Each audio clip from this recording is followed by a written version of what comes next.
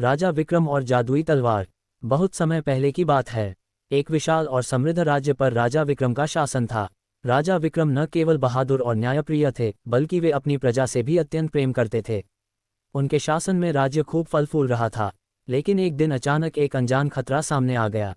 भय और रहस्य। राज्य के पश्चिमी छोर पर बसे गांवों में अचानक भयानक घटनाएं होने लगीं। रात के समय लोग रहस्यमय तरीके से गायब हो जाते, खेतों की फसलें जल जाती और डरावनी छायाएं दिखाई देती। लोगों का मानना था कि यह किसी दैत्य का काम है। राजा ने अपने सबसे भरोसेमंद सेनापति अर्जुन को इस रहस्य का पता लगाने के लिए भेजा, लेकिन वे भी वापस नहीं लौटे। राजा की प्रतिज्ञा। राजा विक्रम बहुत चिंतित हुए और उन्होंने स्वयं इस समस्या का हल निकालने की ठानी। उन्होंने अपने सबसे बुद्धिमान मंत्री राघव से सलाह ली। राघव ने कहा, महाराज, यह कोई साधारण घटना नहीं है। यह एक प्राचीन शाप हो सकता है, जिसे केवल एक विशेष जादुई तलवार से समाप्त किया जा सकता है। राजा ने पूछा, वह जादुई तलवार कहाँ मिलेगी? राघव ने उत्तर दिया, वह तलवार कालदंड पर्वत की गुफाओं में छिपी हुई है। लेकिन उसे प्राप्त करना आसान नहीं होगा, क्योंकि उसकी रक्षा स्वयं कालसर्प करता है। खतरनाक यात्रा। राजा विक्रम बिना किसी विलंब के तलवार की खोज में निकल पड़े। उन्होंने अपनी यात्रा के दौरान घने जंगलों, ऊंचे पर्वतों और खतरनाक नदियों को पार किया।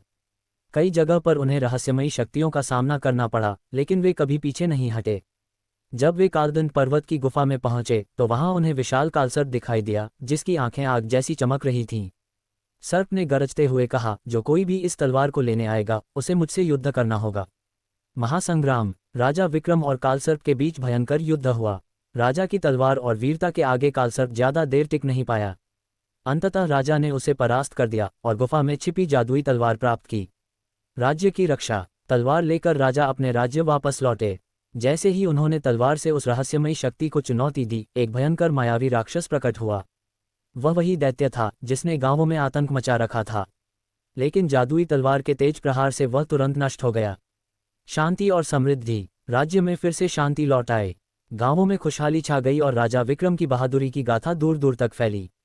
प्रजा ने अपने राजा का भव्य स्वागत किया और उनका यशगान किया।